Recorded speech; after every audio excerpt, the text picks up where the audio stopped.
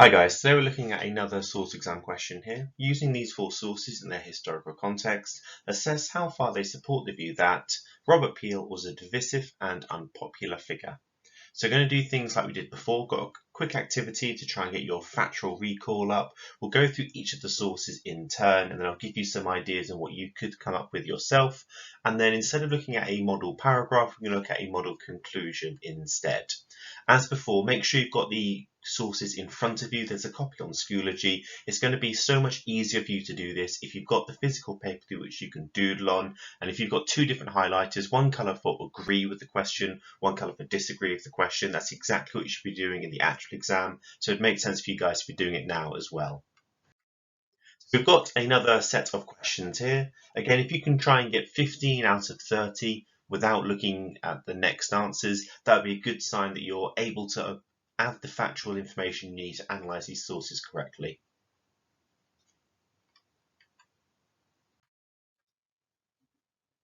Now, these sources and this source question are definitely harder than the ones you might have done before. We're going to look at the question in a second, but just be aware that these sources are deliberately picked to be a little bit more difficult because the exam board can try and throw in a couple of curveballs to try and see how well you are at analysing each of these sources. So don't be afraid if you look at the first or the second one and you think, oh my god, I can't do this. This is deliberately designed to be more challenging. So, going on to look at the question. Obviously, you need to read the sources carefully. We'll have a look at those in a minute. But have a think about the black part of the question, the tail part, divisive and unpopular. If you read that really quickly in the heat of the moment in the exam, you might just think that they are synonyms, that they're just two words for the same idea. But you can be divisive without being unpopular or vice versa. So, for example, Theresa May, well, she was Prime Minister. She tried to keep the Tory party together, but she didn't do a particularly good job of it. So you might say she wasn't as divisive, but she was actually quite unpopular. So pause this video again and have a think about how can you be divisive or how can you be unpopular? What sorts of ways would you measure or judge each of those? So Peel could be divisive because he divided his own party, and obviously he definitely did with the repeal of the Corn Laws in 1846. The Conservative Party is literally split between Peelites and Protectionists for a good 10 or 15 years, even after his own death. However, you could say he wasn't divisive because at least while he was Prime Minister, he deliberately tried to get Liberals or Canningites and Ultras into his party to support him. On the other hand, again, he might be divisive because he only focuses on certain areas within Britain. An example of that could be in the 1841 election. His promise to not repeal the Corn Laws was deliberately designed to increase support in the rural seats and not too much focused on the urban or the industrial seats. In terms of popularity, it's particularly important to think about who is he popular with. He was certainly popular amongst certain parts of his party, so the free traders or the laissez-faire supporters, much more unpopular with the ultras, both in terms of his religious reforms, especially in Ireland, and of course for his agricultural reforms. Remember, he's brought down by his own party, led by Disraeli and Bentinck, because of the repeal of the Corn Laws. You could also say he was hated or the target of mockery in terms of all different types of satire or unpleasant things said about him. And you could also think, was he remembered fondly after his death? This is something which may come up on your course because Peel does die within the date range. He dies in 1850 and officially our date range ends in 1853. Just a quick reminder, in this exam for the source question, there are three sections. There's one paragraph and everything which agrees with the statement, a second paragraph for everything which disagrees with the statement, and a conclusion in which you sum up each source and directly answer the question. So, as before, we'll quickly go through each of these four sources, pause the video before we look at the answers, or at least my answers, and try to come up with things which both agree or disagree. Remember, the exam board will always make sure two sources agree, and they'll always make sure that two sources disagree, but they'll also make sure that one or two of those sources do a bit of both. And the higher grade answers, you need to see how a couple of sources could do both. So we've got source A, which is from Peel himself, given at a banquet in his honour in 1835. Source B is a letter from the Chancellor of the Exchequer, Remember, the Chancellor is the government official who's in charge of finances and taxation. It's basically the second most powerful position in Britain, although in this period that's not quite as true. Source C is a newspaper republishing a pamphlet made about 18 months before. So this newspaper article was made in April 1846, but the pamphlet which it's based on was made the previous year. The author of the original pamphlet isn't known for what it's worth. Finally, we have a Punch cartoon. Hopefully you've seen a good couple of Punch magazine cartoons so far, so you know about Punch's reputation, and any sort of purpose or nature of a cartoon should also be thinking about as well. So, source A, the one from Peel himself. You'll notice there is an absolute rainbow of green and red here. Even in the information about the source, it's green and red, which we'll go on to in a second. So the phrasing of the question is a little bit bizarre. So if it's red, it's because you are disagreeing with the statement that Peel was divisive. So anything which is saying that he was good and inclusive and popular will be red, and anything which says he was divisive and unpopular will be green. So in terms of any evidence that he was divisive, if you look at the bit towards the bottom, from the national spirit and indomitable resolution that the country be rescued from the dangers by which it is at the present threatened. Now, that sentence by itself is difficult enough, but without the context of the information at the top, it's hard to see what precisely he is talking about. So the source says he reflects on the change in relationship between the Crown, the House of Lords, and the House of Commons. So, of course, at this point, he's reflecting on the new political landscape after the Great Reform Act in 1832. Now, that's a level of knowledge which everyone should be able to get in the exam. Even if you don't quite understand what exactly he's arguing in the quote at the bottom, the idea that he's reflecting on the change of relationship in 1835 should be setting off alarm bells. Now, the reason that bit about him reflecting is green and red is that that is both divisive and non-divisive, isn't it? Because he's someone who has said in his Tamworth Manifesto that he accepts the Great Reform Act as long as it's in the spirit that he intends it to be, or at least the spirit he wishes it to be. So he says that if it's in the spirit of a careful review of institutions, civil and ecclesiastical, then he is more than willing to accept the Great Reform Act. What he isn't willing for the Great Reform Act to mean is just unfounded change, so changing whenever the population demands it, or whenever the public mood swings in one direction. That's exactly the type of change he was opposing in the Tamworth Manifesto. And obviously this is written after the Tamworth Manifesto. He's already had his brief spell, or his 100 days as Prime Minister, and now he's back as the leader of the opposition. So, going on to the first sentence of the actual quote, allow me to speak to you not as a party man, but as one of yourselves. And then later on he goes to say, but it is in your power and in the power of those who think with you. So all of this is suggesting that he's trying to bring people together. Now, he's not speaking to a bunch of farmers or the members of the aristocracy. Again, the source tells you that these are merchants, bankers, and traders. In other words, these are clearly industrial or at least urban folk. So Peel is trying to bring more people under the arms or into the arms of the Conservative Party. So you've got this weird mixture where the source is him warning about these people who might wreck Britain, but he's trying to tell that these specific people, like merchants, bankers, and traders, are the good people who are going to save this country.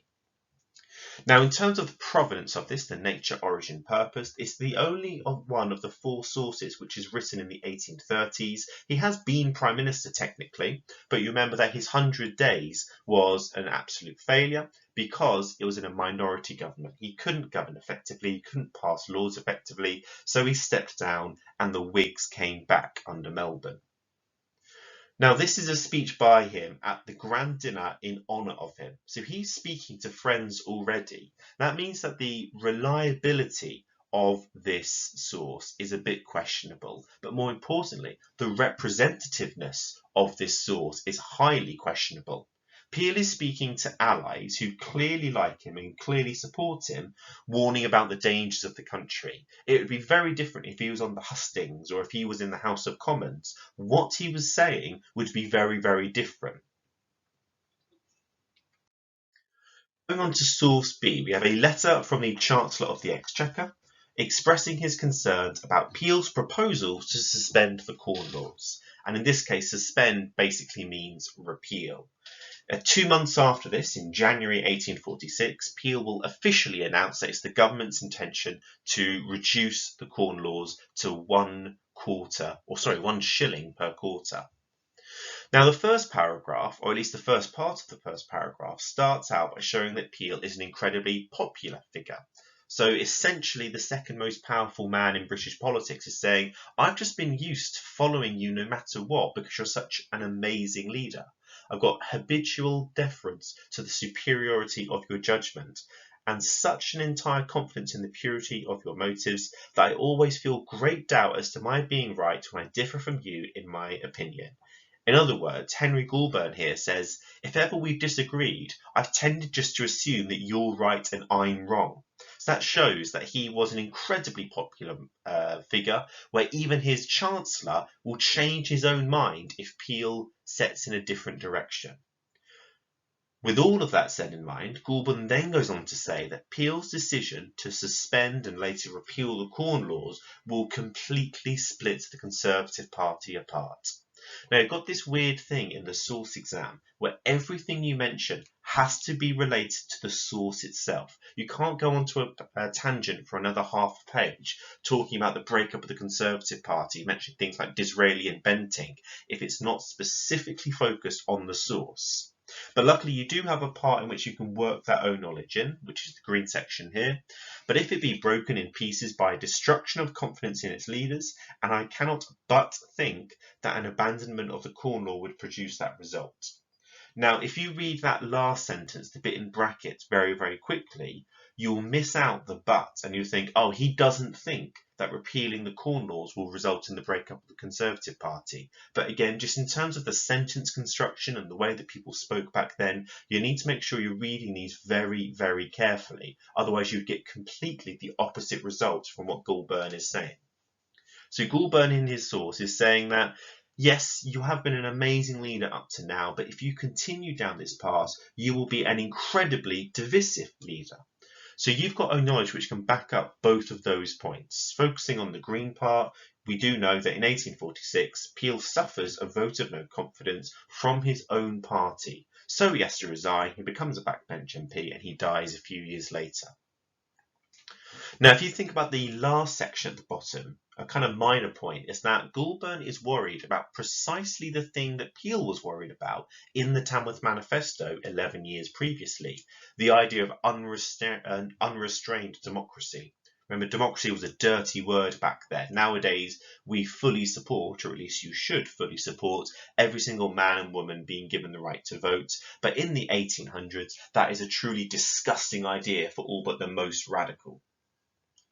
Now, the fact this is a letter from one of his closest allies means that this is incredibly reliable evidence. Goulburn's got no reason to lie to Peel here. This is a letter which has become published. This doesn't say whether or not this is an open letter or whether this was designed to be published in a newspaper later, but you can only speculate as to that.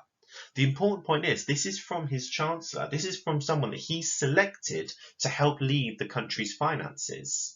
And we know that Peel was a supporter of laissez-faire economics. You don't specifically know about Henry Goulburn from our teaching, but he was also a supporter of laissez-faire economics.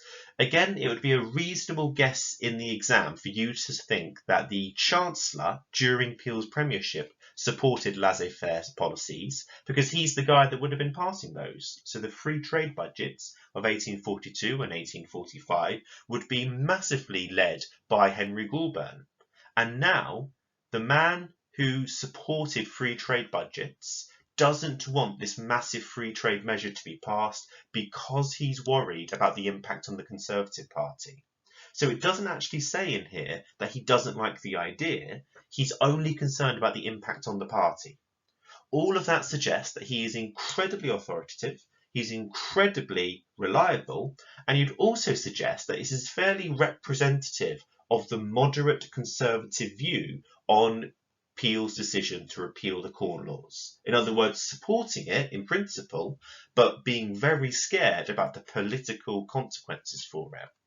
So this was a very difficult source in the idea that it's both for and against so strongly, but on balance, you might argue that it's more agreeing with the statement in that he's divisive and unpopular, even though it's written by someone who's incredibly supportive of him.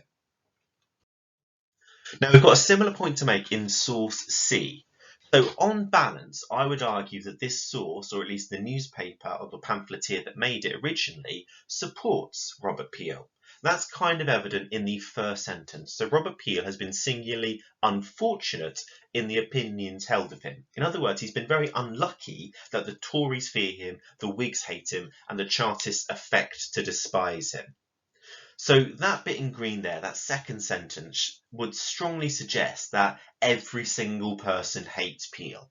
Now that's clearly exaggerating. We do know that there's many members of the Conservative Party who did support him, unless he was, I guess, specifically talking about ultra-Tories rather than the Conservatives. The Whigs hate him. Obviously, he stole power from them in the 1841 election, and you know about why the Chartists would despise him. The Chartist movement is at its or coming up to its third wave at this point, but we remember that Peel did not support the Great Reform Act initially. He only changed his mind, as it were, from the Tamworth Manifesto, and he specifically didn't want any further changes, any more steps towards a true democracy. Now, if you have a look at the final point there, he has been gradually making his peace with his people of England. That would disagree, because that would suggest that Peel is trying to let the entire country, the people of England or the people of Britain, to become more ingratiated with him. And you can try and put in some own knowledge about the sorts of steps that he's put in there since he became Prime Minister. So again, the free trade budgets, you've got the economic changes such as the Bank Charter Act. I guess you could put in things about his religious reforms, but for the people of England, that would be far less important than for the people of Ireland. One final point is about the nature and the origin and the purpose of this. So the fact that the newspaper is republishing it is important because it suggests that there's two different organisations, or at least two different people, who approve of this. We have no information about the pamphlet, we don't have a lot of information about the newspaper, but the fact that it's republished suggests that this has got a great appetite, or at least many people are going to want to see this again. So this would suggest that this is representative of a certain section of British society. It is published in the Boston Pilot. Boston, if you're not aware, is actually an original town in Lancashire in the north of England rather than Boston, Massachusetts. Loads of American cities obviously took their names from English places. Now, in the exam, it's worth just throwing in one sentence to say, well, Boston is in the north, whereas Peel and the Conservatives didn't actually get that many votes, or that many seats at least, in the 1841 election. So this does suggest that actually maybe the people of England have been making their peace with Peel, because we've got a northern newspaper now saying relatively positive things about him. And finally, we've got the origin of this, the 11th of April, 1846. This is at the point at which the Corn Laws are definitely going to be repealed. They're working their way through the House of Commons. Eventually, they'll work their way through the House of Lords. Peel's resignation after his lost vote of no confidence is only a few months away. Now that brings us on to the final source here, a Punch cartoon. Now, you're usually used to seeing Punch magazine making fun of a political situation. So this source in particular is a little bit odd, because obviously Peel does look a little bit ridiculous because he's got either a box or a loaf of bread on his head, but this is largely complimentary of it. This is very eulogizing. Remember, eulogy is good words, things that you say after someone has died. So this is Punch's monument to Robert Peel, and if you didn't figure out, the bit in the background is literally loads and loads of cheap bread. So he's making a monument, he's making a pyramid out of cheap bread.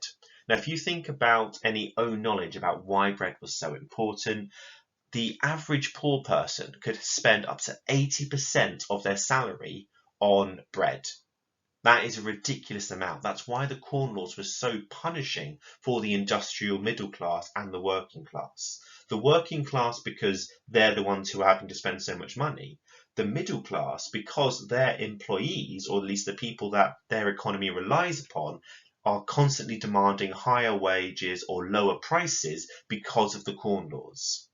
So if you look at the family, you see this family is looking fairly well-to-do, fairly happy. You've got the weird, creepy child holding the baby there, looking at Peel, looking incredibly happy. And Peel himself, again, looking very benevolent, like a farmer, essentially. There's one small thing you could argue saying that this is not, sorry, that this is showing that he is divisive, which is obviously the fact that repealing the Corn Laws necessarily hurts the agriculture, because the Corn Laws protects British agriculture by keeping the cost of corn artificially high. But that's a really small point. That'd be 2 sentences max in the other paragraph. So thinking about the nature and the origin and purpose again, this is deliberately eulogizing. This is Punch's monument to Robert Peel. It's produced in the year in which he died. You're not given the month, but you can suggest it would be a month or two perhaps after his death. So the purpose of this is to look back on him fondly. It's an unusual Punch cartoon in that way. If you think about all of the own knowledge that you have here, Peel became a working class man's hero. There's so many pubs and statues created after him. His original birthplace created a statue raised by popular funds. All of this suggests that Peel was a working class man's hero. So you've got this weird tension where a lot of the sources are suggesting that the politicians often hated him, but source D in particular would suggest that actually the people quite liked him. We've just got a reminder here about how you answer these questions. So we've got the basic structure.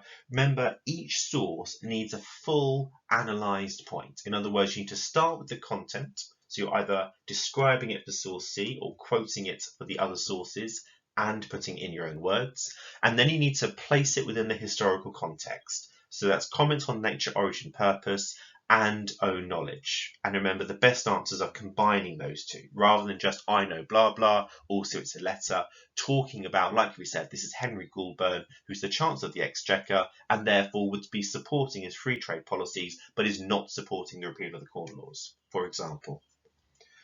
So I'd strongly recommend going back, looking over all of our annotations, writing the first 2 paragraphs, and then coming to my conclusion. I don't want you guys just to copy my conclusion, because your conclusion will be different based on the specific notes that you're making. So here we have an outstanding conclusion. This is definitely going above and beyond what would be required for a C grade or even a B grade. You can see at the bottom it's 193 words, so that is getting on for around 2/3 of a page. Your basic conclusion, the first sentence directly answers the question, and then you've got 4 more sentences after that. Each sentence looks at one source in turn, saying how far it supports the statement, and then whether or not it is reliable, authoritative, representative, all these sorts of things. So any issues or good things about the source's provenance. So I'm not going to read through this. You can pause the video and have a look back if you want. Just to point out a few points. The underlined bits show that you are clearly apportioning how strongly they support the view or oppose the view for each source. The purple sections are where you are combining the sources thematically. So very briefly, this whole conclusion argues, like I said before, in terms of politics, Peel was very divisive and unpopular. In terms of popular opinion, he was actually not very unpopular at all. He wasn't even particularly divisive. And we've got 2 examples of that. And weirdly, source C is doing both. So source C is arguing that he was divisive in politics, but popular outside of politics. So that's everything we've got for this question. So again, feel free to go through all of these notes, write the question yourself, and then hand it in to your teacher. Have fun.